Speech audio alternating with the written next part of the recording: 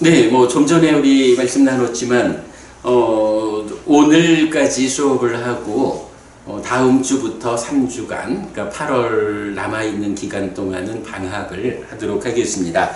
9월 1일이 수요일이어서 9월 첫날 다시 개학을 해서 오늘 마지막이니까야 33번 공부를 하고 9월 1일 날 34번 경으로 이어지는 그런 공부 스케줄을 먼저 말씀드리고요. 자, 오늘은 마지막이니까야를 관통하는 공부 중에 33번째 경입니다.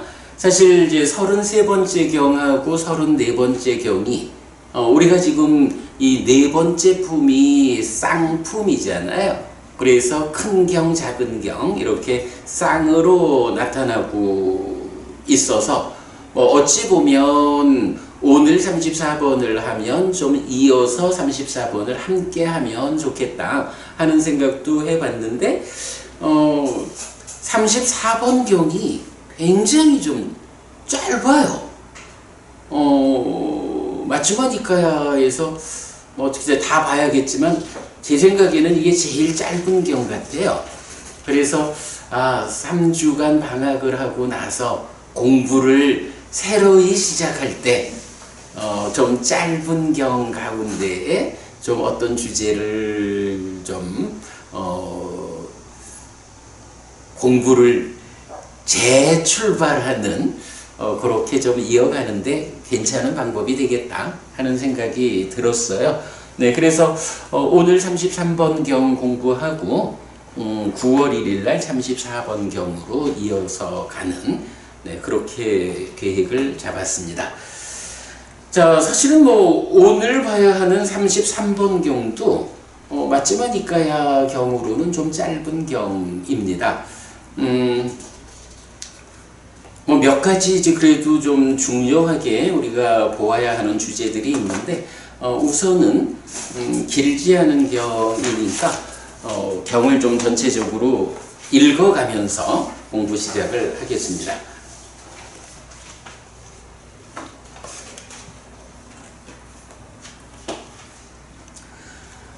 오늘 드린 교재 보면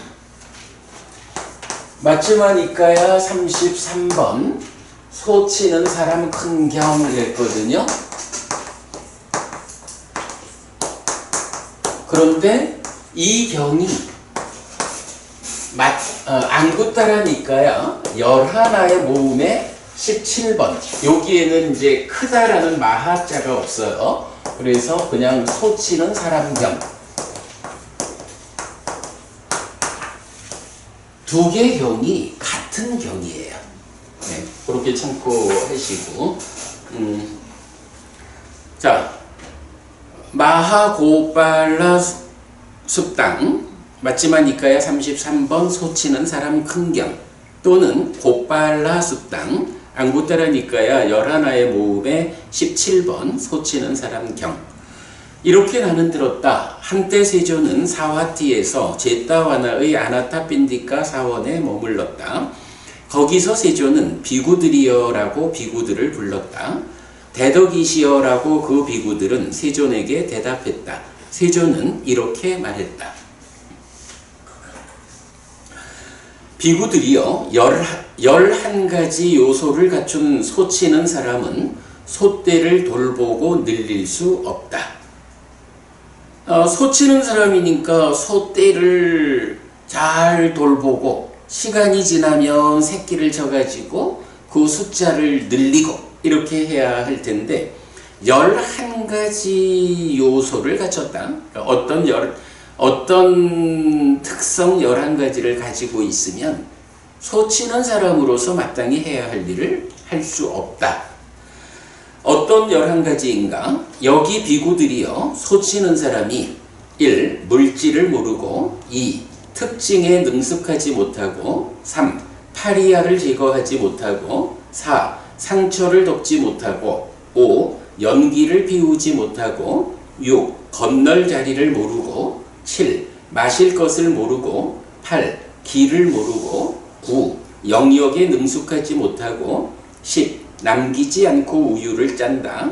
11. 소들의 아버지요 소떼를 이끄는 황소를 위해 더 헌신하지 않는다.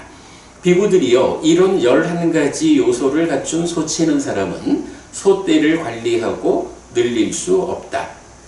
자, 여기서 이제 11가지 이야기를 하면서 물질을 모르고 이랬어요. 물질을 모른다라는 것이 소치는 사람에게 뭐 어떤 의미를 갖는 것일까? 잘 모르겠는데 기본적으로 물질이라는 개념이 마음과 상대되는 것으로의 세상, 물질로 된 거니까 소를 키우자라고 할 때 물질적인 것들에 대한 말하자면 요즘식으로 말하면 자연과학 안에 목축과 관련한 기술 이렇게 어쨌든 물질이라고 하는 그 범위 안에서 소를 잘 돌보고 늘려가야 되잖아요. 그런데 물질이라는 것을 잘 모르고 소를 치다 보면 잘 관리할 수 없다. 병이 들어도 제대로 약도 다 물질일 거고 이제 그런 개념 정도로 보고 가겠습니다. 특징에 능숙하지 못하다라고 했는데 물질의 영역 안에서 소를 친다라고 하는 이 한 분야가 어떤 특징을 가지고 있을까? 그래서 소치는 목축업자로서의 적절한 대응 이렇게 보면 되겠고요. 파리아를 제거하지 못한다라고 했는데 얼마 전에 보니까 족발을 주문했더니 그 안에 밥풀이 있더라라고 떴어요. 그랬는데 알고 보니까 그게 밥풀이 아니고 파리알이래요. 아니요. 구더기가 아니고 파리알도 그렇게 하얗게 밥풀처럼 이렇게 되어 있더라고요. 근데 어쨌든 파리알이라고 하는 게 소를 기르는데 소의 어느 부위에 파리가 알을 낳아가지고 이래 되면 그것도 문제가 되겠죠. 그러니까 꼭 파리알만을 말할까요? 진드기라 말할 수도 있고 무언가 자연에 소를 놓아 키우는 가운데 이런 문제가 될 수 있는 것들 그런 거 제거를 해줘야 하죠. 그 다음에 상처를 덮지 못하고 어쩌다가 소에 상처가 생기면 그 상처를 잘 치료를 해줘야 되는데 하지 못하고 연기를 피우지 못하고 우리가 소치는 일을 잘 모르니까 연기를 왜 피우는지 잘 모르겠지만 약간 연기를 피워야 한대요. 그럴 수도 있겠지만 뒤에 보면 그런 개념이 아닌 것 같아요. 그러니까 그렇고 건널 자리를 모르고 소떼를 치다 보면 강을 건널 수도 있고 그럴 때 그러니까 어떤 자리에서 강을 건너는 곳이 가장 물살이 약하고 깊지 않아서 큰 놈이든 작은 송아지든 잘 안전하게 강을 건널까? 이런 부분도 있겠죠. 그런가 하면 마실 것을 모르고 소도 사람도 하여간 물을 마시고 살아야 되는데 그런 걸 모른다. 길을 모른다. 영역에 능숙하지 못하다. 길이라는 거야 말할 거 없겠고 영역에 능숙하다라는 것은 소를 키우는 이 소가 어느 곳에서 방목을 해야 될까? 소를 방목하는 영역이 있겠죠.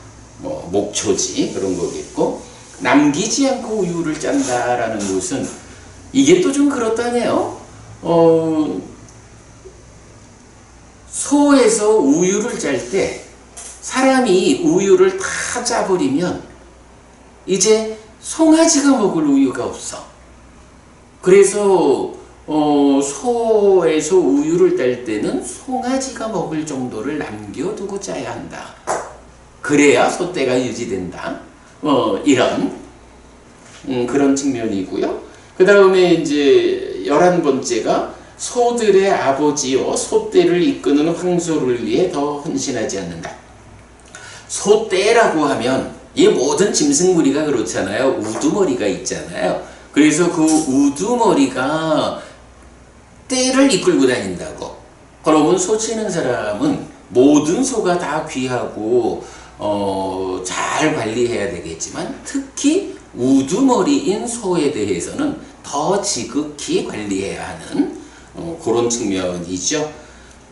아니 이제 뭐 이런 부분이 이제 이어가지고 이 비유를 통해서 비구의 삶을 말하는 거기 때문에 그냥 이렇게 대략적인 왜 이렇게 11가지의 소치는 과정을 설명하고 있을까? 이렇게 그냥 대충 본거로 하겠습니다. 자, 그러면 이제 이어가지고 이처럼 비구들이여 11가지 요소를 갖춘 비구는 이 법과 율에서 자라나고 늘어나고 충만하게 될 수 없다. 어떤 11가지인가? 자, 요 얘기는 이거죠. 소치는 사람은 11가지의 부정적 측면을 가지고 있으면 그 소떼를 잘 관리하고 늘려나가지를 못하잖아요. 그런데 이제 비구들, 부처님 제자로서 출가한 사람들이 이렇게 비유되는 11가지의 부정적인 어떤 요소들을 갖추고 있으면 소치는 사람들은 소떼를 관리하고 늘려나가야 되는데 부처님 제자는 그 제자로서의 삶의 과정에서 삶이 향상해야 되잖아. 그런데 11가지 요소를 갖추고 있으면 이 법과 율에서 부처님의 제자로서의 삶 가운데 자라나고 늘어나고 충만하게 될 수 없다. 요렇게 이제 소치는 사람과 비구의 발전성에 대해서 비유를 하고 있는 거죠. 어떤 11가지인가? 여기 비구들이요. 비구가 1. 물질을 모르고 2. 특징에 능숙하지 못하고 3. 파리야를 제거하지 못하고 4. 상처를 덮지 못하고 5. 연기를 피우지 못하고 6. 건널 자리를 모르고 7. 마실 것을 모르고 8. 길을 모르고 9. 영역에 능숙하지 못하고 10. 남기지 않고 우유를 짠다. 여기까지는 똑같죠. 11번에서 이제 소 대신에 상가의 아버지요 상가를 이끄는 출가한 지 오래되어 고참인 장로 비구들을 위해 더 헌신하지 않는다. 이렇게 나와요. 아무래도 이제 그 상가라고 하는 이 개념 안에서는 상가를 앞장서서 이끌어가는 어른, 장로 비구가 있죠. 그러면 이 장로 비구가 상가를 잘 이끌어 가실 수 있도록 비구들이 그 상가의 구성원들이 이 장로 비구들을 위해서 헌신하는 이제 이런 부분이 필요하다라는 말씀이죠. 자, 이제부터 경은 11가지 요소를 갖추지 못하면 이랬는데 그 11가지 각각이야 이건 이름은 붙어 있는데 그것이 구체적으로 무엇일까 하는 부분을 말해주고 있어요. 그러면 비구들이요, 어떻게 비구는 물질을 모르는가? 여기 비구들이요, 비구는 어떤 것이든 모든 색은 사대와 사대조색이라고 있는 그대로 꿰뚫어 알지 못한다. 이렇게 비구들이요, 비구는 물질을 모른다. 물질에 대한 정의는 우리가 알죠? 사대와 사대조색. 두 번째, 그러면 비구들이여 어떻게 비구는 특징에 능숙하지 못한가? 여기 비구들이여, 비구는 업의 특징 때문에 어리석은 자가 되고 업의 특징 때문에 현명한 자가 된다 라고 있는 그대로 꿰뚫어 알지 못한다. 이렇게 비구들이여, 비구는 특징에 능숙하지 못하다. 업의 특징이라는 주제가 나타나는데 뒤에 보도록 하겠고요. 어떻게 비구들이여, 비구는 파리야를 제거하지 못하는가?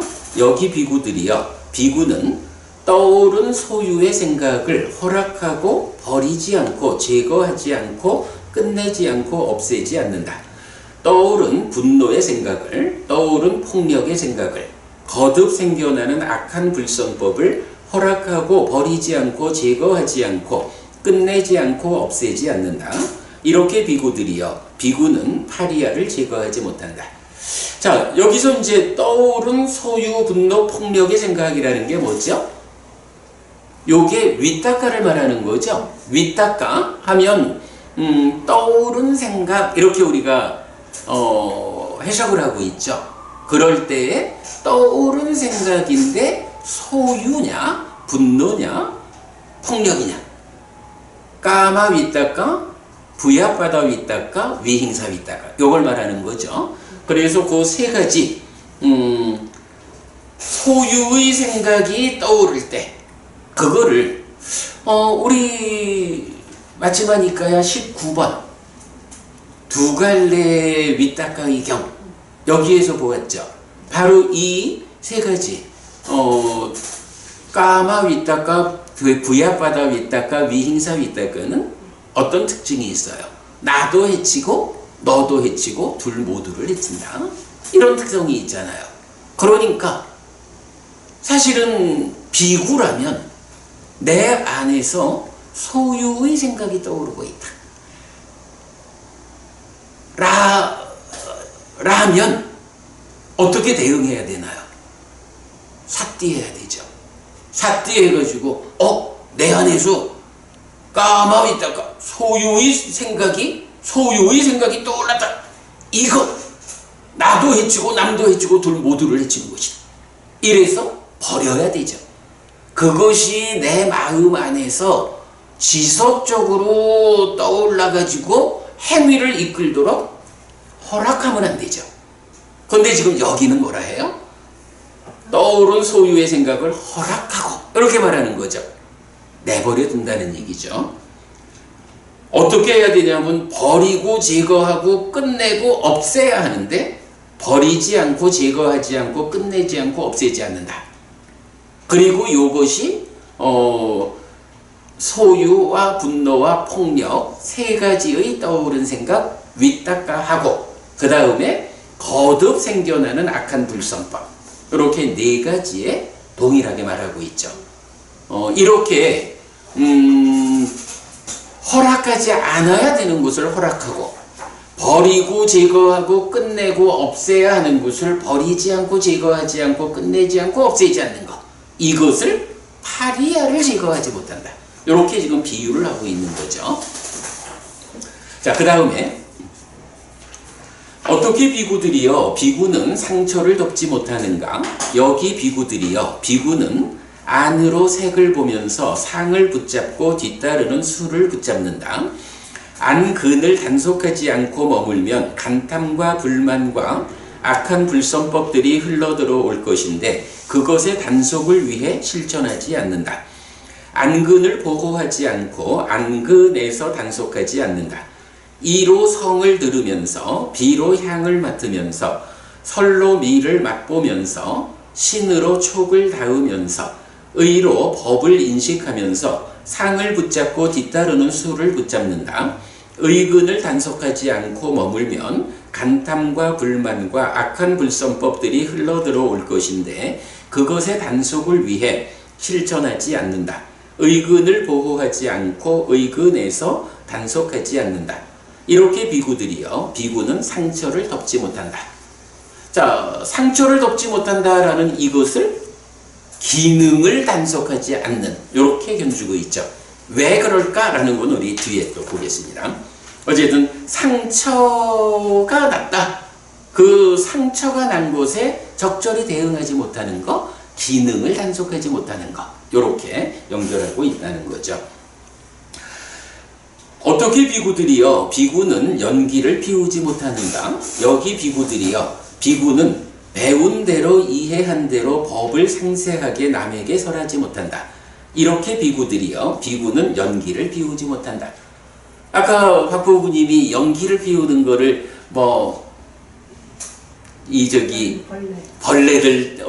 벌레들에 대체하는 거 이랬는데 제가 아니라 했죠. 여기서 보면 연기를 피운다라는 것이 다른 사람들한테 법을 설하는 거예요.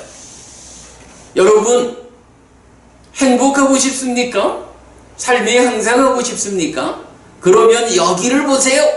여기에 부처님 가르침이 있습니다. 라고 부처님 가르침을 설하는 것이 이런 여기에 있어요 라고 신호를 보내는 걸로의 연기를 피우는 거. 그거 못한다. 이런 의미로 봐야 되겠죠? 어떻게 비구들이여 비구는 건널 자리를 모르는가? 여기 비구들이여 비구는 많이 배웠고 가르침을 계승하고 법을 명심하고 유를 명심하고 논모를 명심하는 비구들을 적당한 때에 찾아가서 대덕이시여 어떻게 이것이 있습니까? 이것의 의미는 무엇입니까? 라고 질문하지 않고 묻지 않는다. 그에게 그 존자들은 드러나지 않은 것을 드러내지 않고 분명하지 않은 것을 분명하게 하지 않고 여러 가지 불확실한 법들에 대해 불확실을 제거해 주지 않는다. 이렇게 비구들이여 비구는 건널 자리를 모른다. 단말은 그 부분이 이 비구가 건널 자리를 말하자면 어디에서 어디로 건너는 거죠? 이 언덕에서 저 언덕으로 건너겠지 뭐. 그럴 때 이 언덕은 중생들의 삶이고 저 언덕은 열반. 이렇게 되는 거죠. 그래서 도피안, 저 언덕으로 건너간다. 이럴 때 이 언덕에서 저 언덕으로 건너가자라고 하면 중간에 물에 빠져서 떠내려가지 않고 안전하게 건너가기 위해서는 강이라는 거는요, 어떤 데는 물이 많고 물살이 빨라가지고 위험하기도 하고 어떤 데는 물이 얕고 물살이 약해서 건너가는데 어려움이 없고 이런 자리들이 있거든요. 그래서 그 건널 자리, 자 비구니까 차 안에서 피 안으로 건너가야겠다. 그런데 어디가 건너는 자리일까? 라고 하니 이제 부처님 말씀은 말하자면 선배 비구가 있다 이거죠. 많이 배웠고 가르침을 계승하고 법을, 유를, 논모를 명심하는 비구들. 이런 비구들이 이 언덕에서 저 언덕으로 건너가기 위한 그 포구의 역할을 해주는 사람들이다. 그러면 이제 강을 건너기 위해서는 어떻게 해야 돼? 그 역할을 담당하는 이분들한테 가서 제가 피안을 향해서 나아가고 싶습니다. 어떻게 제가 삶을 향상해서 피안에 닿을 수 있습니까? 라고 물어봐야 되잖아. 그런데 그거 안 하는 사람, 당연히 그래가지고는 건널 자리를 모른다. 이렇게 표현하는 거죠. 자, 그 다음에 어떻게 비구들이여 비구는 마실 것을 모르는가? 여기 비구들이여 비구는 열애가 선언한 법과 율이 설해질 때 의미에 대한 알물 얻지 못하고 법에 대한 알물 얻지 못하고 법에 수반되는 환희를 얻지 못한다. 이렇게 비구들이여 비구는 마실 것을 모른다. 좀 전에 부부님들이 혼차 모무에 대해서 말씀들을 나눴어요. 혼차 머무는 그 과정에서 어떤 일을 해야 하나요? 부처님께서 선언한 법과 율, 그 법과 율의 의미에 대한 알물 얻고 법에 대한 알물 얻으면서 그 법에 수반되는 환희를 얻어야, 그죠 박보부님? 그래야 하면 혼자 머무는 일이 안 힘든 거예요. 그런데 그 일을 못하면 어떻게? 혼자 머무는 일이 힘들죠. 이럴 때에 사람이 살아가려면 물을 마셔야 하잖아요. 이제 우리가 삶을 향상해서 깨달음으로 나아가자라고 하면 그 먼 길을 가기 위해서는 물을 마시면서 이래 가야 된다고. 어떤 것이 이 먼 길을 가는 여정에 물의 역할을 해주느냐라고 하니 바로 부처님의 법과 율에서 의미에 대한 알물 얻고 법에 대한 알물 얻고 그래서 법에 수반하는 환희를 얻으면 바로 그 환희가 마른 목을 죽여주는 마실 물의 역할을 해준다. 이런 의미가 되겠죠. 예. 어떻게 비구들이여 비구는 길을 모르는가? 여기 비구들이여 비구는 8요소로 구성된 성스러운 길을 있는 그대로 꿰뚫어 알지 못한다. 이렇게 비구들이여 비구는 길을 모른다.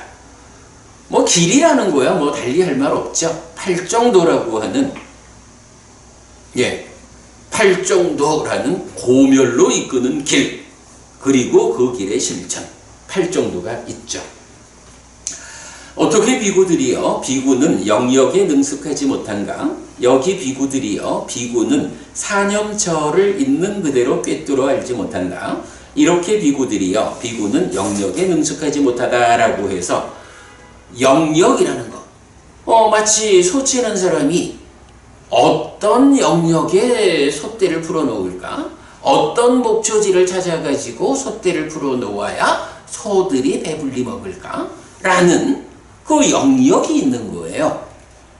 지금 여기서는 사념처가 비구가 방목돼야 하는 그런 영역이다. 이렇게 말하죠.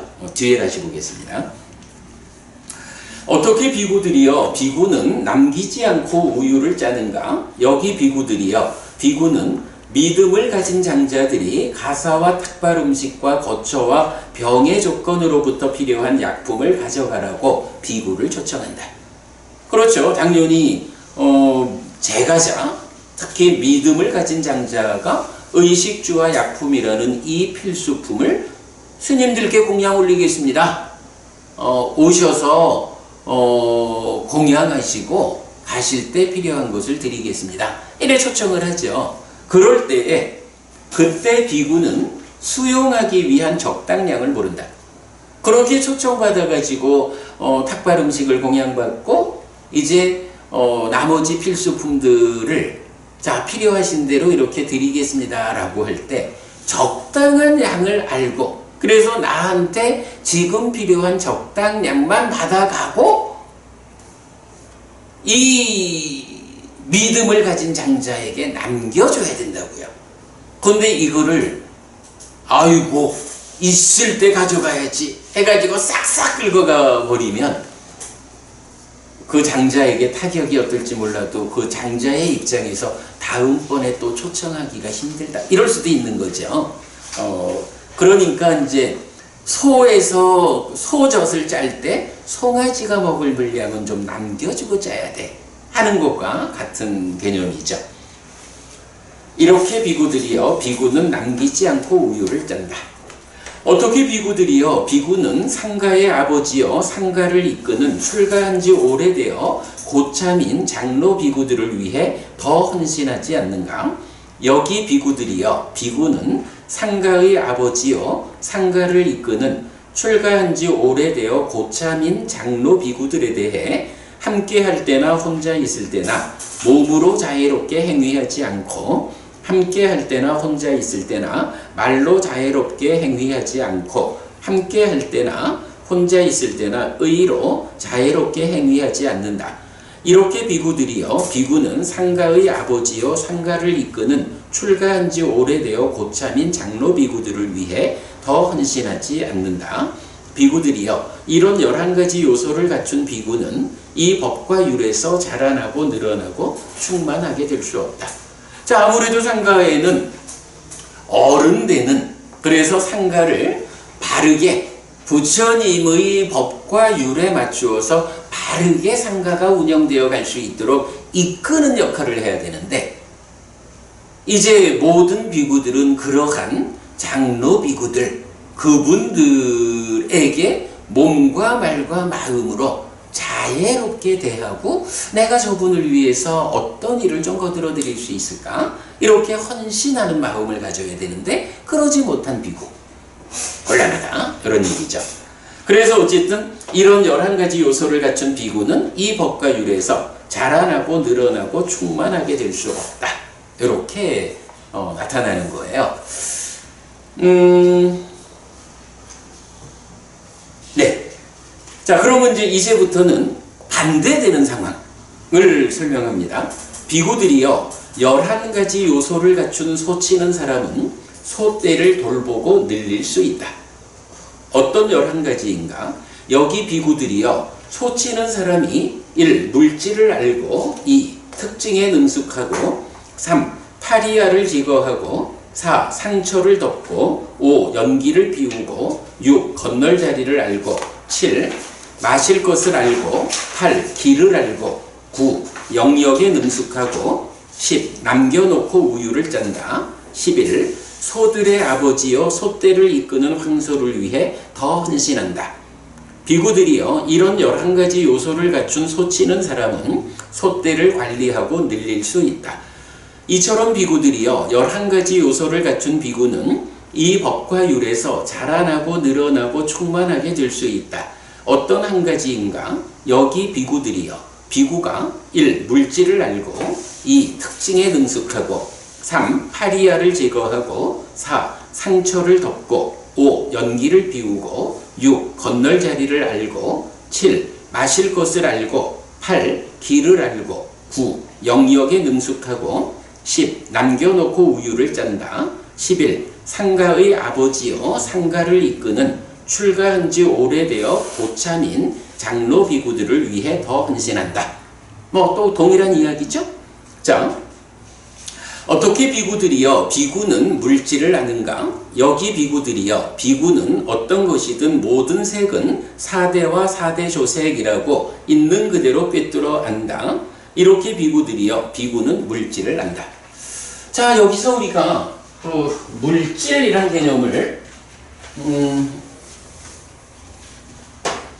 어쨌든 뭐 세상에 존재하는 세상의 법 이러면 우리 꽃경에서 보았죠? 세상에는 색, 소, 상,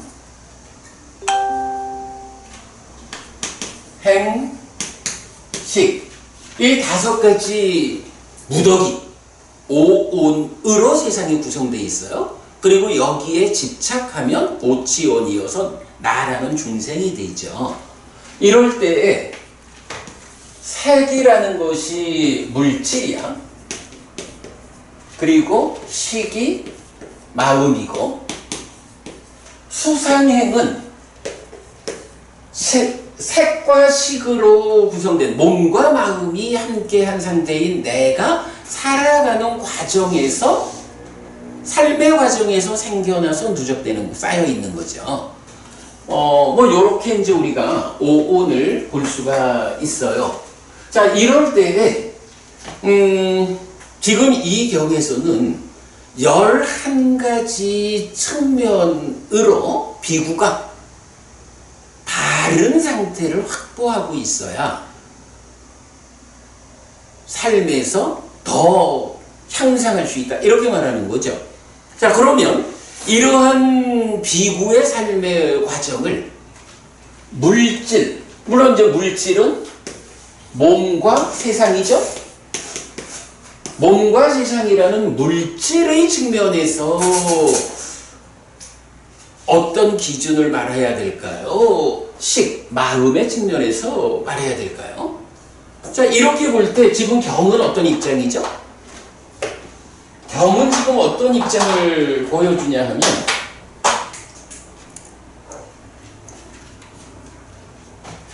마음을 중심에 두고 비구의 삶을 설명하자. 이렇게 봐야 되죠.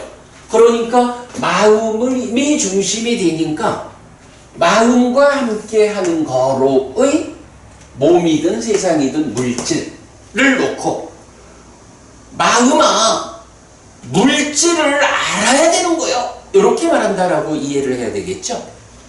자, 이렇게 수상행이라는 거는 마음과 몸이 함께해서 세상을 만나는 과정에 생겨나서 쌓여있는 거.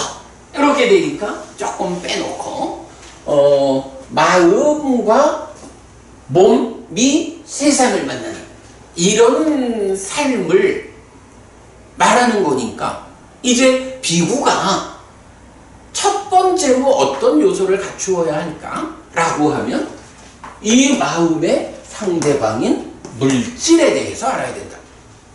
요런 얘기로 봐야겠죠. 제가 시작하면서 글쎄 왜 소치는 사람이 물질을 알아야 할까? 라고 좀 의문을 제기하면서 아무래도 소치는 사람이 하는 일이 소라는 물질을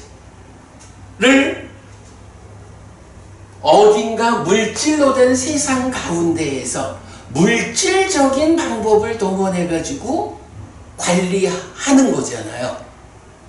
그러니까 당연히 물질을 모르고는, 자연과학을 모르고는 자연과학 중에 목축업이라고 하는 이 한쪽 영역을 모르고는 소떼를 키울 수 없다.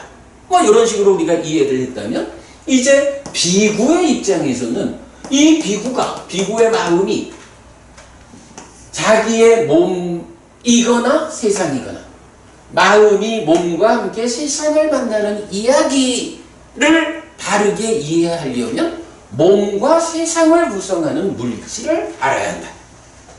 물질을 모르고는 내가 무슨 일을 해야 하는지 모르죠. 이런 설명이 되는 거죠. 자, 이런 이해 위에서 이제 물질은 뭐예요? 그래요. 물질이 일단 색이야. 색인데 4대 더하기 4대 조색.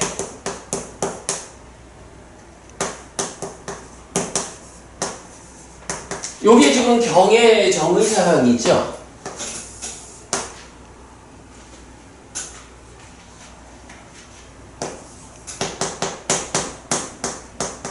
경의 정의사항이야. 그런데 여기서 우리가 잠깐 좀 지난주 맞지마니까요 32번 공부를 하는 가운데 아비담마라는 용어가 나왔었죠. 그래서 지난 일요일날 아비담마의 모든 용례, 경과 유란에 나오는 모든 용례를 다 찾아가지고 아비담마 또 아비미나야 그 의미를 우리가 보았죠. 그리고 월요일날 해피스님 이야기를 통해서 또 좀 연장되는 이야기를 좀 더 했어요. 자, 이제 그런 측면에서 우리가 좀 잠깐 보자면, 경과 대응해서, 논이라는 게 있는 거예요. 아비담마야.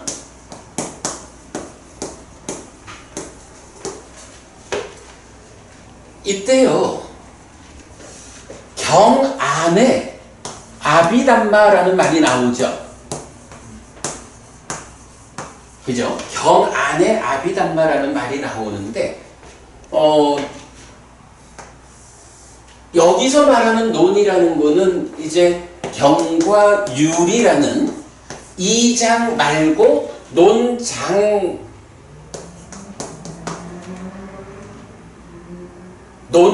되는 거죠. 아비담마. 사실 이제 요 경률론 3장이라는 전통 위에 테라와다 불교가 있다. 이렇게 되지만 지금 우리의 관점에서는 경율과 논은 다르다. 이런 관점을 지금 보고 있잖아요.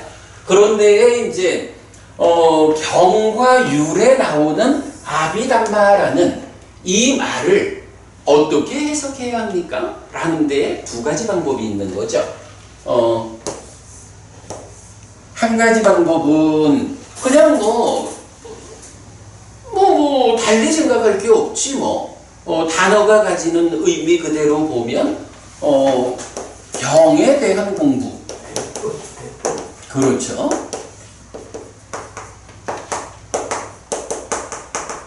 대법 이렇게 되는 거죠. 그런가 하면 경의 아비담마가 나오지만 이 아비담마를 논장에 비중을 두고 있는 분들 입장에서는 어떻게 번역을 하나요? 이거를 그대로 아비담마를 논장이다 라고 하고 이게 승법 이래 되는 거죠.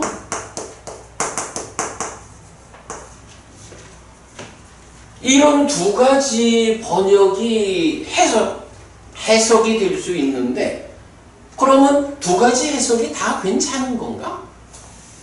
다 괜찮나? 이래 볼 수가 있어요. 저는 이 생각을 좀 합니다. 일단 경과 율에 나오는 아비담마는 논장이라는 개념 일단 적어두고, 그게 뭐지? 라고 말하면 경에 대한 공부야. 이거는 뭐 기본이지 뭐. 이거야 당연하지. 그런데 이제 논장에 중심을 두는 분들 입장에서는 이게 논장이다, 이렇게 해석을 한다고. 그러면 여기에서 경에 대한 공부라는 이 말은 일단 뭐 그냥 경 그대로니까 이걸 일단 우리가 타당하다고 전제를 하고, 그러면 논장이라고 그 자리를 번역하는 이런 분들의 경우에 이거는 사실일까요? 아닐까요?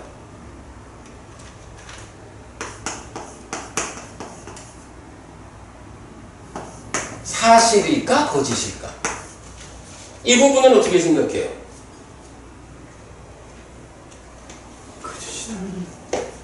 예를 들어서 이게 사실이라면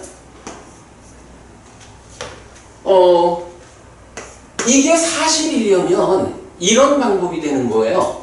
경과 율에 아비담바라는 말이 나왔어도 그거 경에 대한 공부라는 이런 의미가 되지만, 경에 대한 공부가 의미하는 거가 뭐냐? 그게 논장이야. 이런 의미가 되겠죠? 그래서 논장이라고 번역하는 게 사실이다라는 경우는 어쨌든 이게 부처님 말씀이다,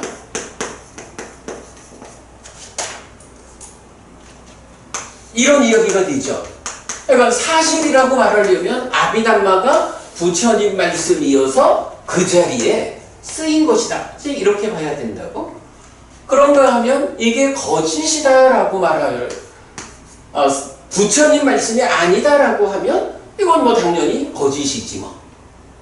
그러면 거짓이다라고 하면 이 부분을 그러니까 경과 율에 나오는 아비담마를 논장이라고 해석하지 않고 경에 대한 공부라는 이 입장에서 부처님이 경과 율을 설하시는 가운데 그 경과 율이 어떻게 해석이 되고 어떻게 꿰어져 가지고 삶의 문제에 답을 줄 것인가, 뭐 이렇게 접근해야 되겠죠. 그러니까 뭐 이제 이런 측면을 놓고 제가 이제 이런 생각이 들었어요. 논장이 부처님 말씀이 맞다라고 가정할 경우, 그러면 아비담마를 논장이라고 번역하는 게 사실일 수는 있어. 그런데 이것이 타당한 접근 방법일까? 라는 측면에서 이런 생각을 하나 해봤어요. 이게 조금 제가 설명이 쉽지 않은 것 같으다. 지난번에 우리 시사파 숲경이라는 경을 한번 같이 보았죠.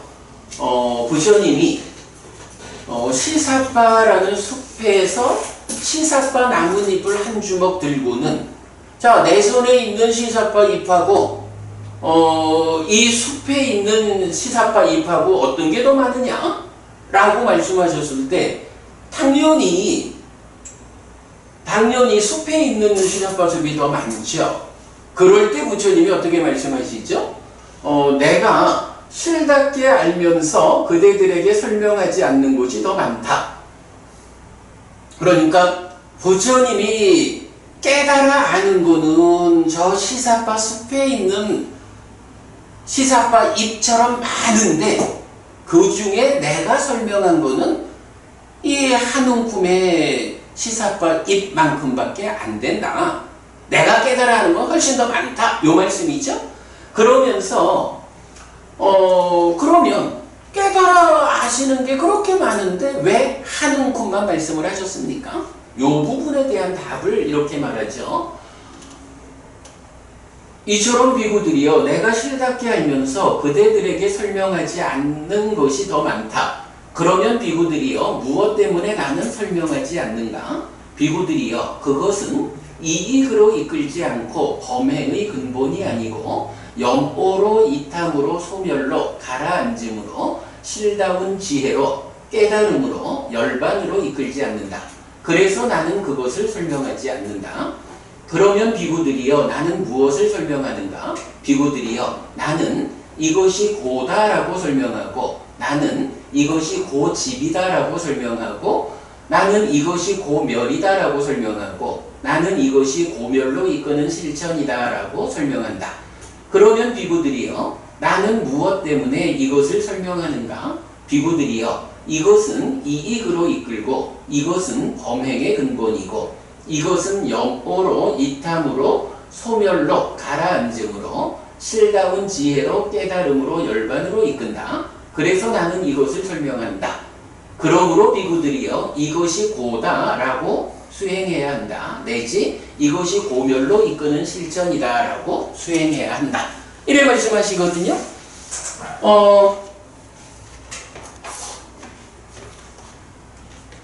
설명이 뭔가 내가 적당히 잘 못하는 것 같은데 이게 내가 생각을 많이 했는데 이렇게 설명해야지 하고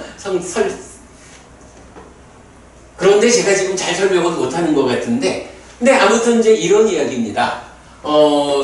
경과 율 그리고 논이 있을 때 우리가 엊그저께 수업을 통해 가지고 경과 율이 부처님의 직설이다.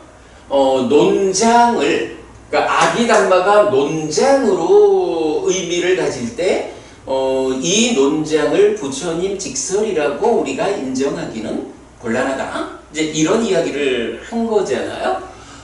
그럴 때에 만약에 사실이라고 해도 사실일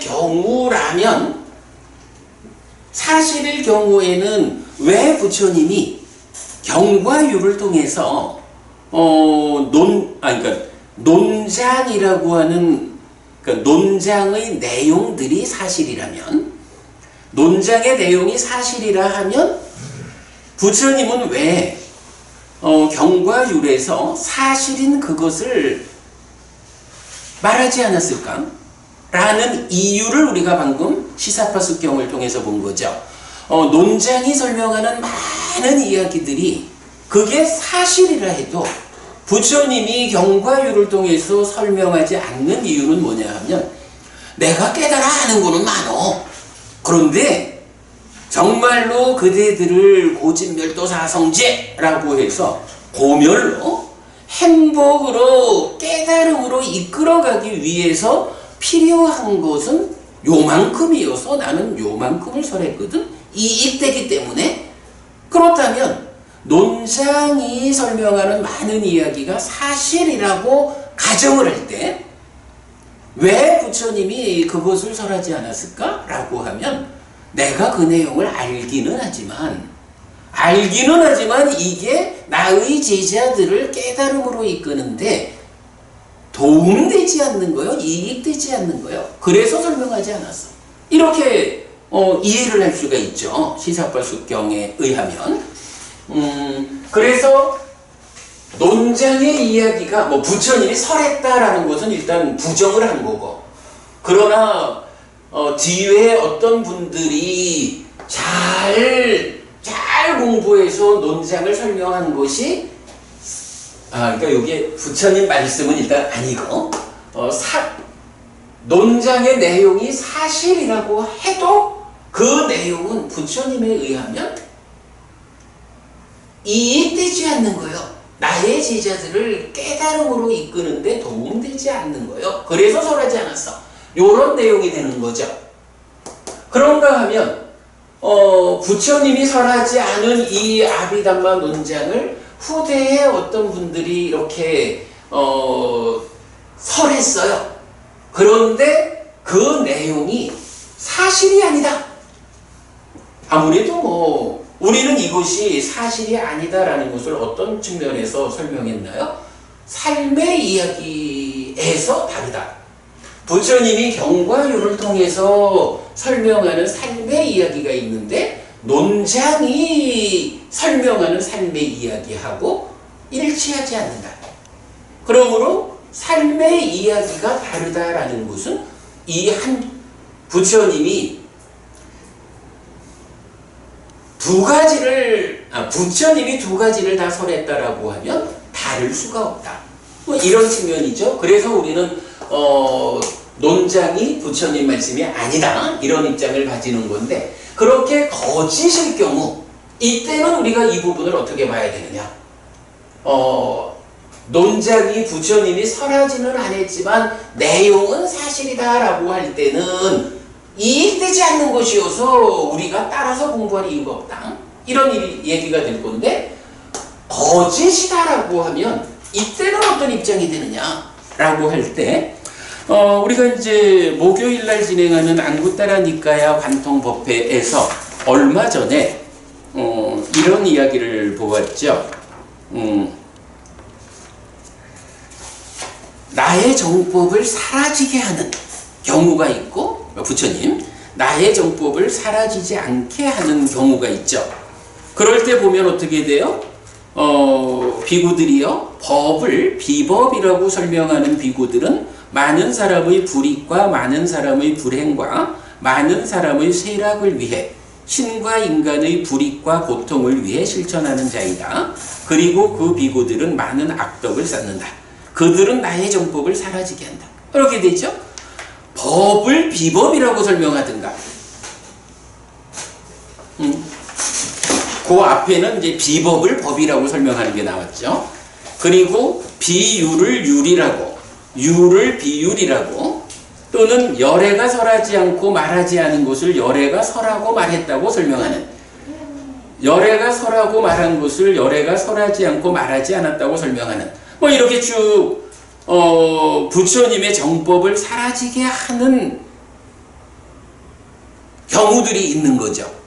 그럴 때 지금 이 이야기는 어떻게 되나요? 부처님이 설하지 않은 것, 부처님이 말하지 않은 것을 부처님이 설했다, 부처님이 말했다라고 설명하는 그 거짓의 경우에는 어떤 일이 생기느냐라고 하니 여기에서는 정법이 사라진다. 이런 이야기를 우리가 볼 수 있죠. 그래서 경과율 그리고 논이라고 하는 이 주제에서 우리가 명확하게 해야 되는 것은 논장에서 말하는 것은 논장을 중시하는 분들의 영역이다라고 생각해서 우리가 관여하지 않아도 되겠지만 경과율에 나타나는 아비담마를 논장이라고 해석하는 일은 피해야 한다. 요 얘기를 우리가 명확히 할 수 있고요. 자, 이런 상태에서 이제 비구가 물질을 알아야 한다라고 했거든요. 그런데 그 물질이 무엇냐라고 하니까 경에서 이게 다른 경들에서도 물질은 동일하게 정의가 되잖아요. 사대와 사대 조색이야. 지수합궁 사대와 그 사대가 결합한 거. 이래 하고 이렇게 이제 정의가 되는데 그렇다면 여기서 경율과 논이라고 하는 이 좀 차별적 접근에서 보자면 논장에서는 색을 어떻게 설명하고 있는가? 이 부분도 사실은 우리가 관심을 좀 가져봐야 하는데 사실은 이제 굉장히 많은 사람들이 불교 공부를 논장의 시각에서 접근해 가다 보니까 우리가 이런 부분을 짚어야 하는 필요성을 갖게 되죠. 논장이 사실일까 거짓일까? 이런 측면 과와 같은 맥락에서 이제 좀 보자면 사실은요, 자, 요 책이 이제 아비담마 길라잡이, 대림 스님, 강목 스님께서 이제 공동으로 번역 주회하신 책이죠. 이 책에서 보면 물질은 사실은 굉장히 다양하게 나타나요. 그래서 물질 아닌 것을 물질이라고 설명한 거예요. 그래서 이제 보면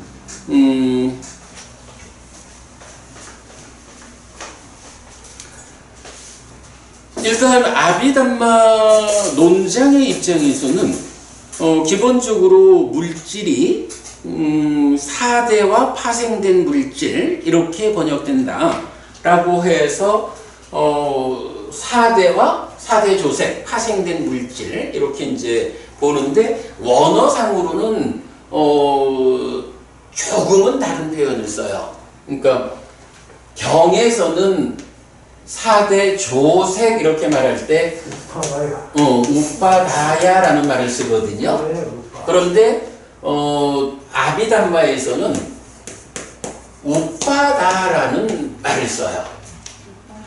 예, 요 차이가 있어. 근데 뭐 사실은 이제 거의 의미상으로는 뭐 차이를 말할 거는 아닌데 경과 다르게 쓴다라는 이야기는 경이 말하는 사대가 결합된 것으로의 색과는 조금 다른 의미를 부여하기 위해서 뭐 형태를 좀 달리한다 이렇게 볼 수 있겠죠.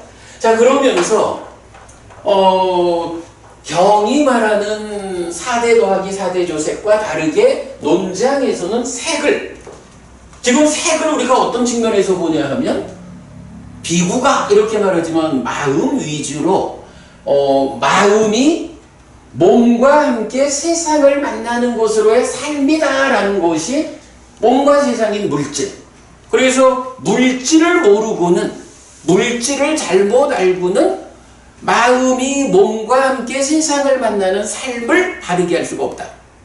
요 측면 때문에 지금 이 경은 11가지 요소 중에 첫 번째로 물질을 알아야 한다 이렇게 말하는 거잖아. 그러면 여기서 물질을 알아야 한다라면서 부처님이 알려주는 정의는 사대와 사대조색이야. 이게 부처님 가르침이야. 정의야. 그런데 만약에 논장에서 뭐 야를 떼고 쓰고 있기는 하지만 이제 사대와 사대조색이라는 이 부처님의 정의를 어떻게 표현하고 있느냐, 이제 이 부분을 우리가 좀 봐야 하는 거죠. 그래서 보면 이제 뭐 사대에 대해서는 일단 뭐 지수화풍 하는데 파생된 물질 우빠다 루빠, 그러니까 우빠다야 루빠 말고 우빠다 루빠 이래가지고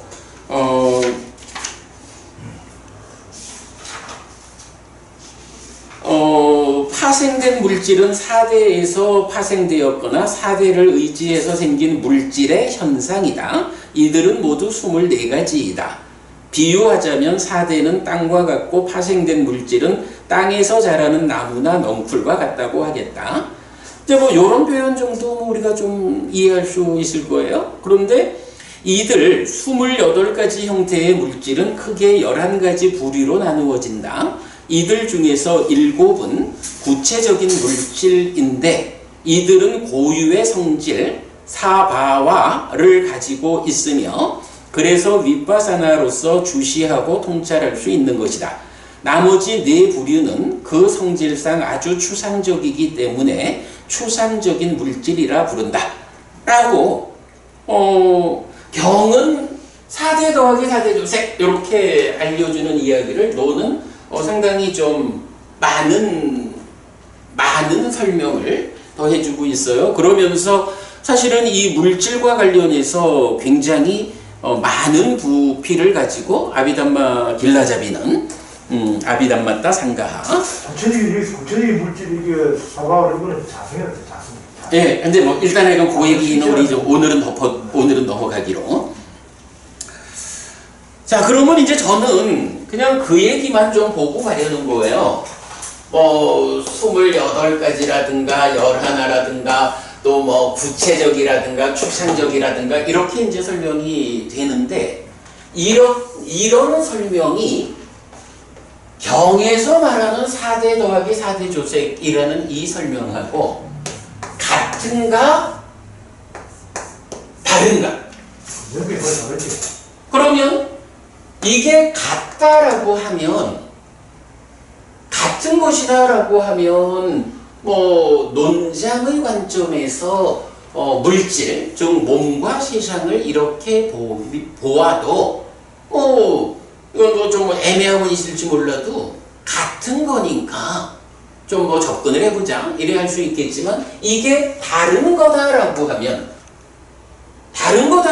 여기서 심각한 문제가 생기는 거야. 비구가 마음이 그죠? 비구의 마음이 몸과 함께 세상을 만나는 이야기로의 삶이기 때문에 마음의 입장에서는 몸과 세상인 이 물질에 대해서 사실 그대로 알지 못하면 결국은 삶을 사실 그대로 알 수 없는 거예요.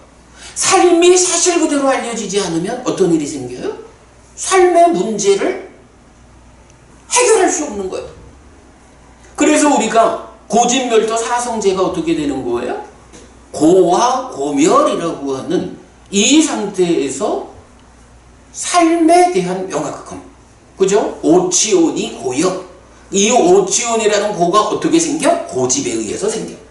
이렇게 사성제가 구성되는 그 의미도 뭔가요? 결국은 마음이 몸과 함께 세상을 만나는 이러한 삶에 대한 부처님의 해석이라고. 그런데 여기서 물질에 대한 정의가 달라진다면 삶이 달라지는 거야. 우리가 특강을 통해서 삶에 대한 설명이 부처님과 다르기 때문에 이 논장을 부처님 가르침이라고 말하기 어렵다. 이제 이런 이야기를 한 게 이런 측면이 되겠죠? 자, 그럴 때요. 그러면 이제 경은 4대와 4대 조색이라는 이 물질을 어떻게 설명하나요? 우리 맞지마니까요 28번 경에서 그죠? 그 코끼리 발자국 비유 큰 경에서 지수화풍 4대가 설명이 됐죠. 그래서 보면 무엇이 고성제인가 라고 할 때 오치온이다 라고 하면서 그러면 도반들이요 무엇이 색치온입니까? 4대와 4대 조색입니다. 동일한 정의를 해주죠. 그러면서 무엇이 4대입니까? 땅의 요소, 물의 요소, 불의 요소, 바람의 요소입니다. 하고는 무엇이 땅의 요소입니까? 땅의 요소는 안에 것이 있고 밖에 것이 있습니다.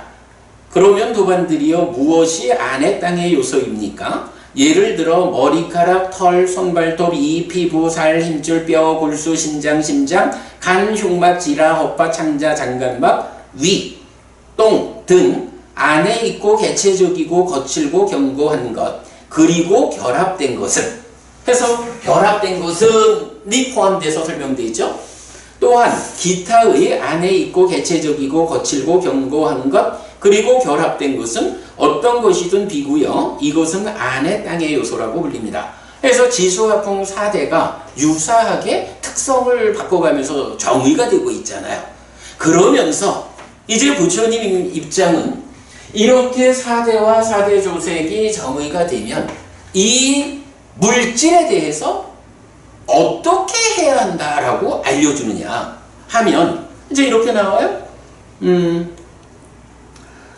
그리고 안의 땅의 요소와 밖의 땅의 요소 이들은 단지 땅의 요소일 뿐입니다. 그것에 대해 이것은 나의 것이 아니다. 이것은 내가 아니다. 이것은 나의 아가 아니다 라고 이렇게 이것을 있는 그대로 바른 지혜로서 보아야 합니다.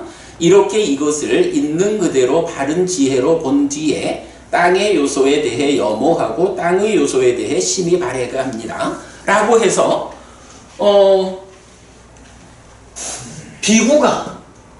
비구의 마음이 몸과 함께 세상을 만나는 삶을 바르게 알기 위해서 물질을 요렇게 알아야 하는데, 물질이 요런 것이다 라고 알려지면 이 물질을 상대로 그대는 무엇을 해야 합니까?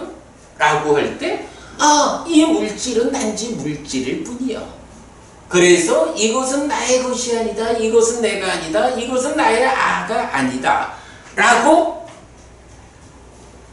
있는 그대로 바른 지혜로서 보아야 한다. 이게 뭐예요? 여실직연이잖아. 이러한 여실직연 위에서 염호, 입탐, 소멸로 깨달음을 성취해야 되잖아. 부처님은 물질에 대해서 이렇게 정의해주고 이 물질을 이렇게 보아라 라고 삶을 이끈다고.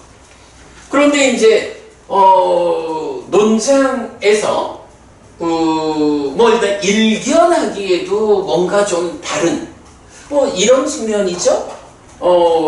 제가 볼 때 대략 제가 이해하기로는 그래요. 4대 조색이 있는데 4대는 이건 지수학풍이고, 이 4대 조색이 무엇입니까? 라는 데 대해서 부처님은 방금 이제 28번경에서 보았듯이 4대와 함께해서 그러하다. 그리고 이것은 이렇게 무상고 무아인 것이어서 나의 것이 아니고 내가 아니고 나의 아가 아니다 라고 알려주는데, 지금 여기에서는 그와는 다르게 아주 그 상세함을 더해가지고 설명을 하고 있죠.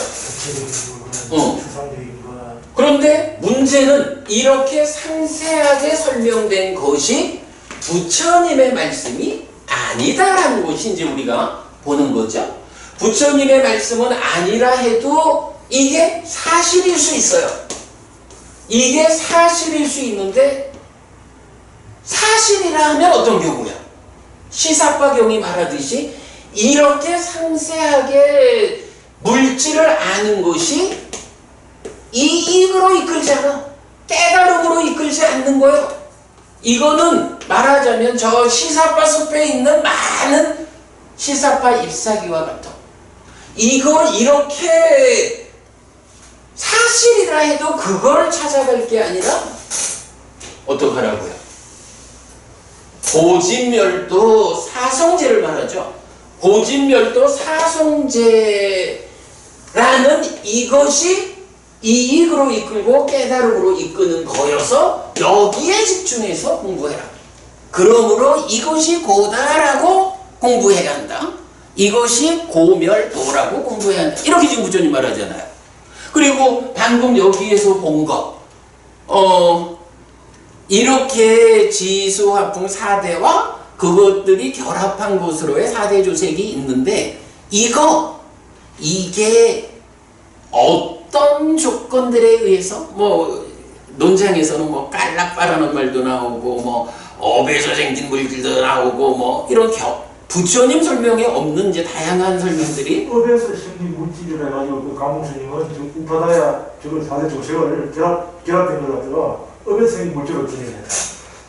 그래서 저번에 질문했나요? 그래, 그러니까 이제 경에서는 업에서 생기는 몸이라는 개념은 그렇게 번역할 수 있는 개념은 있는데, 업에서 생긴 물질이라는 개념은 일단 경에는 없고, 이제 어쨌든 이제 그러하면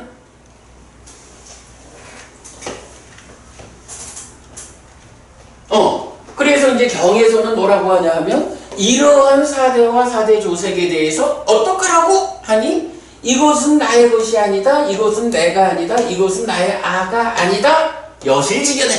그리고 거기서 염오해서 깨달음으로 가라. 요 이야기가 뭐예요? 여실직연하고 염오해서 깨달음으로 가라는 이게 그대로 의미로 보면 사성지잖아. 그죠? 그러니까 시사파경의 가르침을 그대로 적용해보면 이제 물질에 대해서 다양하고 상세하게 설명하는 논장의 가르침이 사실이라 해도 그 가르침이 이익으로 깨달음으로 이끌지 않아. 나의 제자들이 거기 가서 그거 붙잡고 있을 틈이 없어. 나의 제자들은 내가 알려주는 사대와 사대조세 여기 이만한 알 위에서 사성제라는 이익으로 이끄는 방법.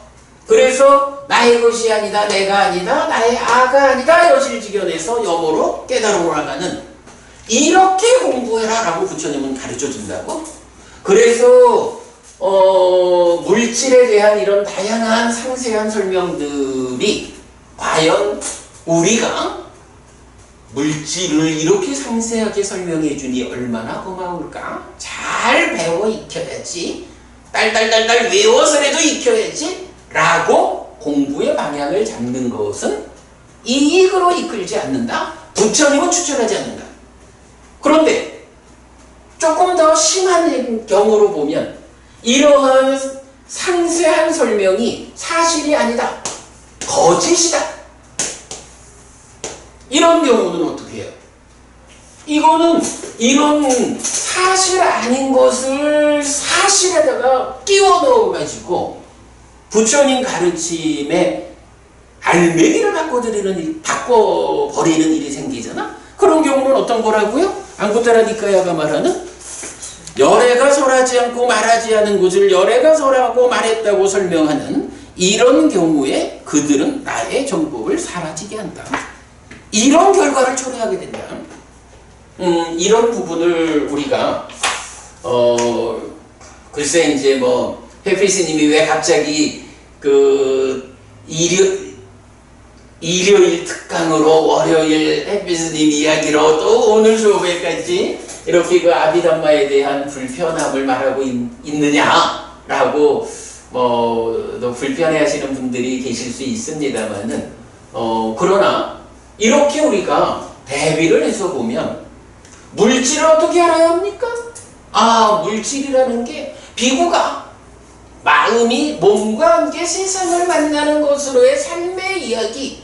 그랬을 때 몸도 세상도 물질이기 때문에 물질에 대해서 부처님이 가르쳐주는 정확함이 전제되지 않으면 부처님이 설명하는 삶의 이야기를 온전하게 배울 수 없습니다.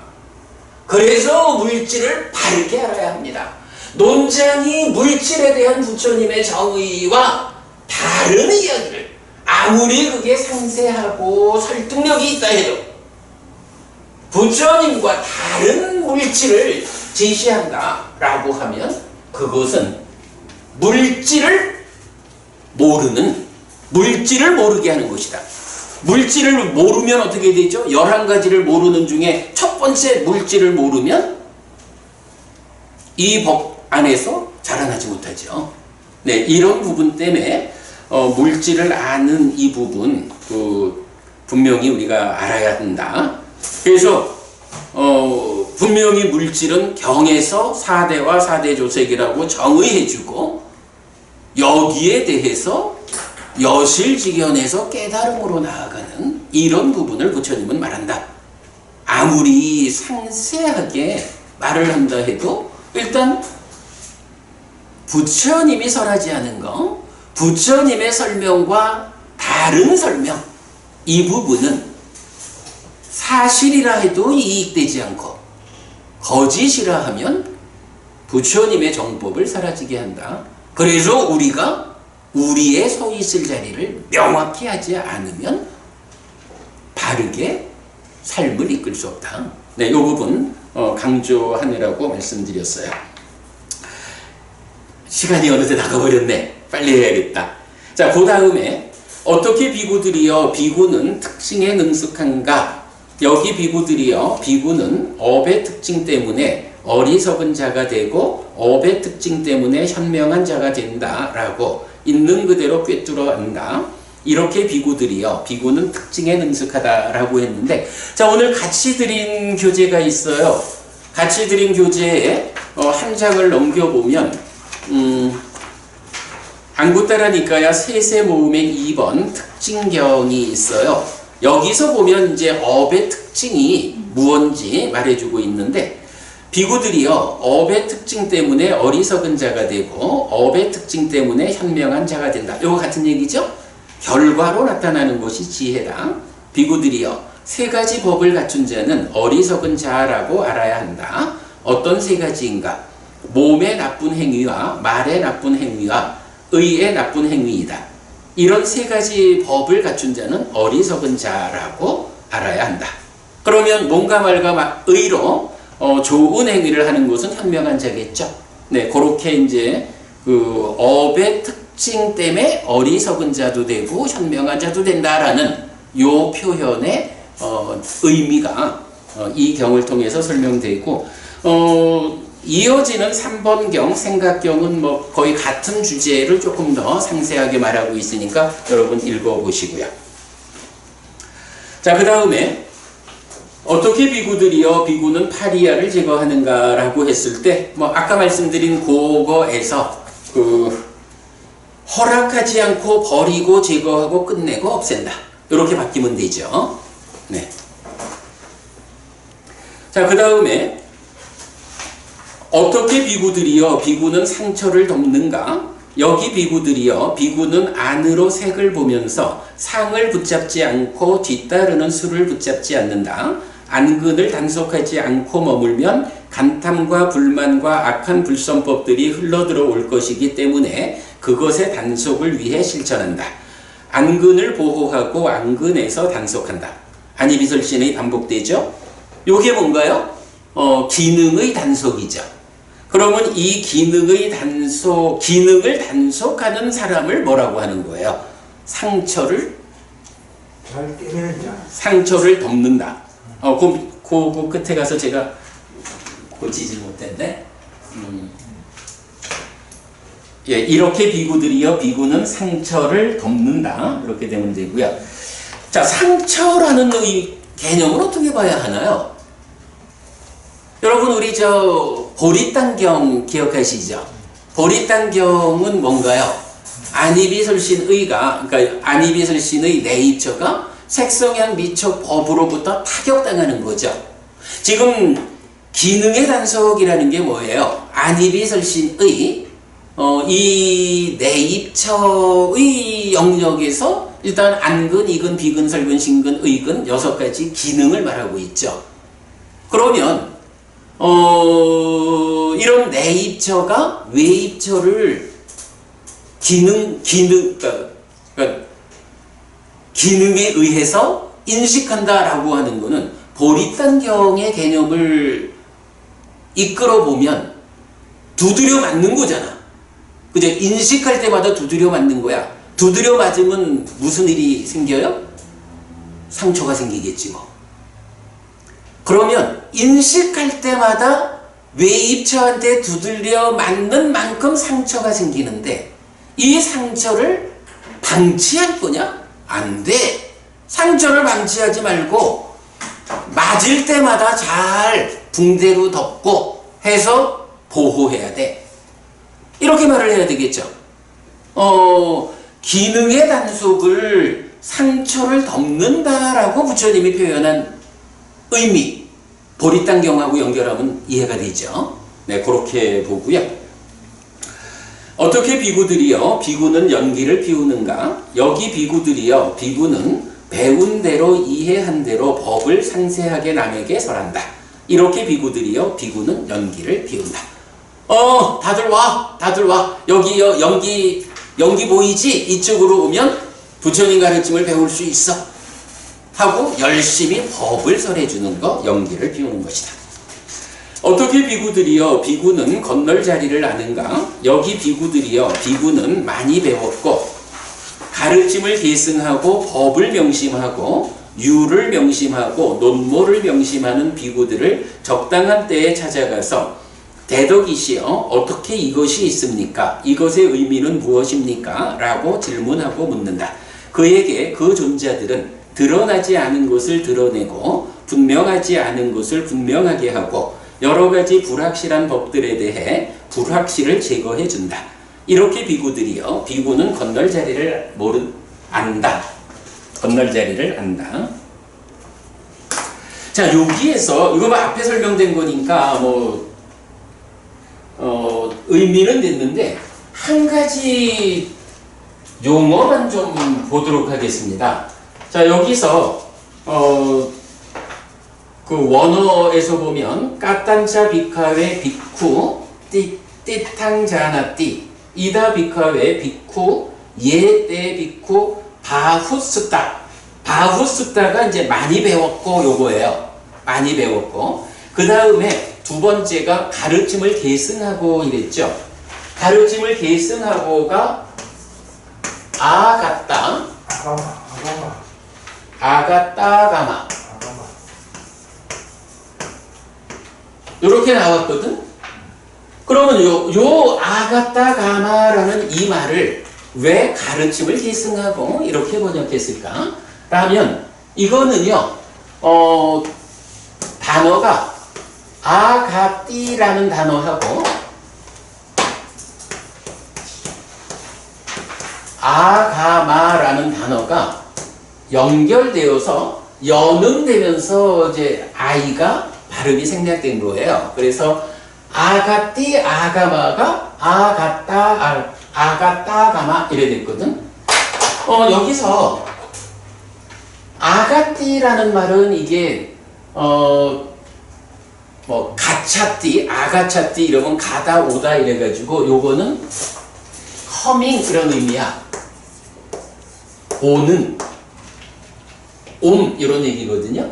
요 아가마라고 하는 단어가 뭔지 여러분 전승 그래 전승 좋아 전승 계승 뭐 그런 의미인데 이 아가마라는 말이 어디 쓰이죠? 또 이 아가마라는 말이 어디에 대표적으로 어디 있어요? 그래 아함이라고 번역된 말이 아니 근데 이제 아함이라고 번역된 말이 원어가 아가마라고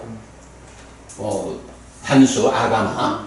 그러면 이제 이 인도의 서북부 간다라 지역 설일체 유부 이쪽에서는 산스크리트로 바뀌면서 그쪽 대로의 전승 이제 테라와다에서는 니카야라는 형태로 전승이 되잖아. 근데 설일체 유보 쪽으로 가서는 아가마라는 이름으로 전승이 되는 게 중국에 가가지고 아함 이렇게 됐다고.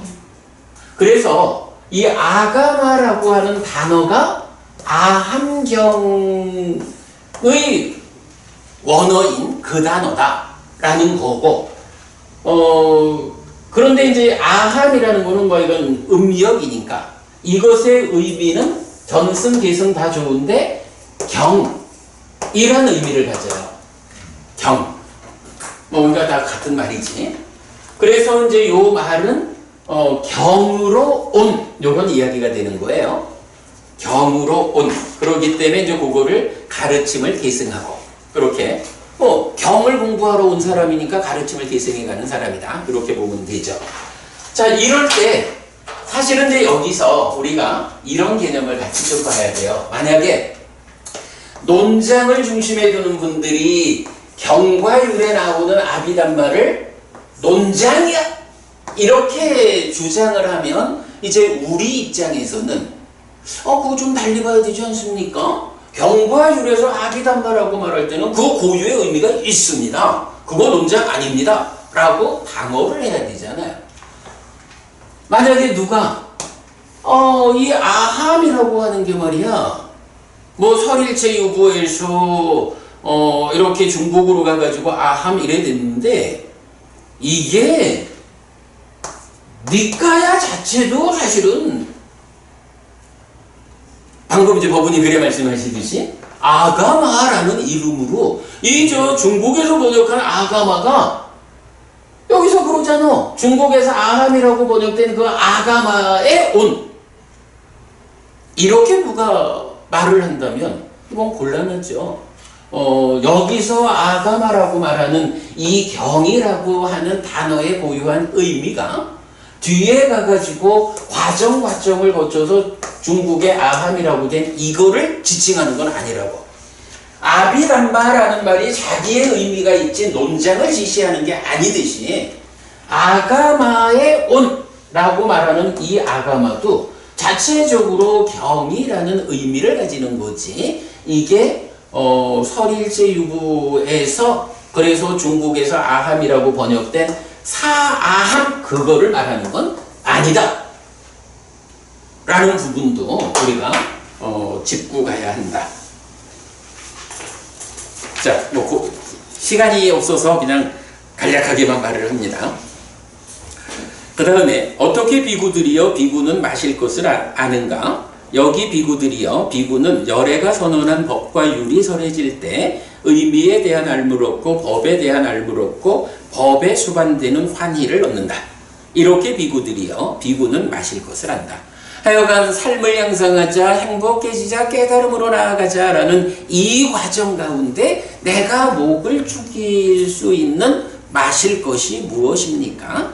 부처님의 법과 율의 의미에 대한 암, 법에 대한 암, 그래서 법에 수반되는 환희가 생기는 이것이 내가 마른 목을 축일 수 있는 마실 것입니다. 이것을 힘으로 삼아서 이 길을 가야 합니다. 그러니까 아까 이거 법부님들 그 말씀하셨는데 어쨌든 공부하는 사람이 의미에 대한 알물 얻고 법에 대한 알물 얻는다. 법이라는 것은 하여간 경 이렇게 보면 되죠. 부처님이 설하신 말씀 그것에 어떤 목적이 담겨 있습니까? 라고 의미를 찾아내는 거. 이게 아비담마고 또 아비담마나 이건 조금 더 크게 좀 더 넓은 어떤 주제에 대해서 경에 나타나지 않는 용어들을 가지고 어떤 주제의 답을 찾는다 하면 이거는 맞는 게 아니죠. 그러나 경에 나타나는 경에 있는 내용들을 꿰어가지고 어떤 주제의 답을 찾는 거 이런 것이 또 아비담마의 한 내용이다 이렇게 봐도 되겠죠. 자, 그 다음에 어떻게 비구들이여 비구는 길을 아는가? 여기 비구들이여 비구는 8요소로 구성된 성스러운 길을 있는 그대로 꿰뚫어 안다. 이렇게 비구들이여 비구는 길을 안다. 어떻게 비구들이여 비구는 영역에 능숙한가? 여기 비구들이여 비구는 사념처를 있는 그대로 꿰뚫어 안다. 이렇게 비구들이여 비구는 영역에 능숙하다. 자, 아까 이제 좀 소개를 못했는데, 자, 오늘 같이 드린 교재에서요, 자, 요 같이 드린 교재, 그러니까 해설이네, 소치는 사람 큰경 해설에서 한 장을 넘겨보면, 9번 영역에서 사념처라고 되어 있거든요. 지금 이제 여기서 말하는 곧자라 그러니까 곧자라 영역이라는 말이 곧자라 꾸살라 영역에 대한 능숙이라는 말로 우리 34번 선상유다가 그 삼매로부터 깨달음까지의 과정을 11단계로 이렇게 설명하는 과정 보았죠. 거기에서 보면 이제 사마디 스밍 곧자라 꾸살로 사마디사 곧자로 꾸살라라고 해서 이 삼매 가운데에 영역에 능숙하다라고 하는 게 선상유다가 알려주는 11단계 중에 한 단계로 나오고 있어요. 그렇게 이제 영역이란 개념을 보고 그 다음에 이제 여기서 영역이 사념처다라는 이 부분은 어떻게 이해를 해야 하냐 하면 47번 상유다가 염처상유다죠. 염처상유다 6번 세매경 7번 원숭이경 두 개의 경에서 보면 이게 이제 그 색성향 미촉이라는 이 소유의 사유에 묶인 것들의 영역에서 있는 것은 나의 영역이 아니다.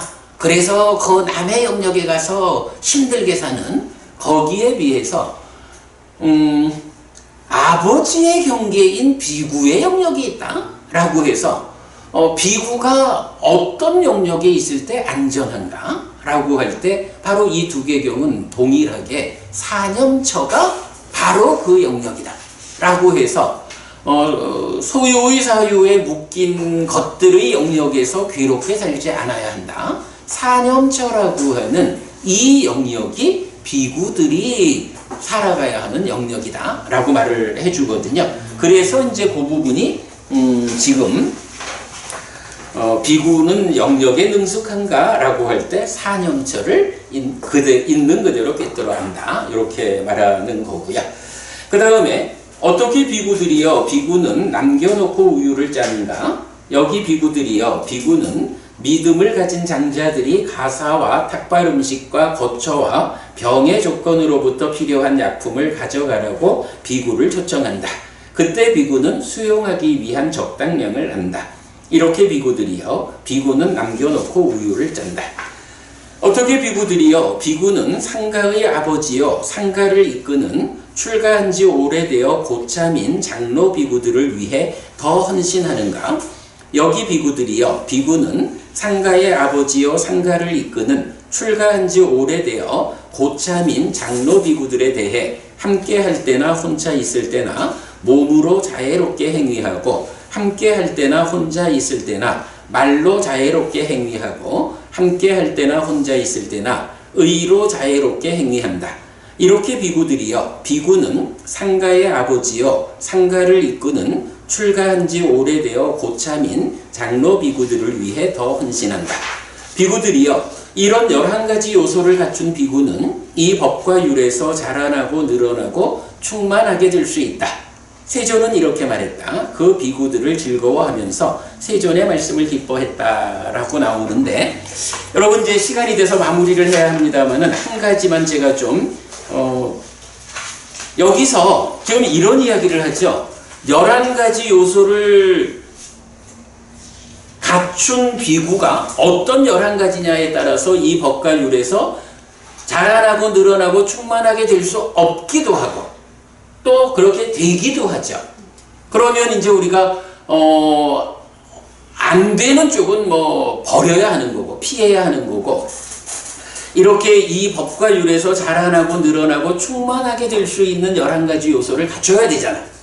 그러면 박원부님 이렇게 11가지 요소를 갖추어서 법과 율에서 자라나고 늘어나고 충만하게 된다라는 건 무엇일까? 이 부분도 사실은 공부의 측면에선 관심을 가져야 되죠.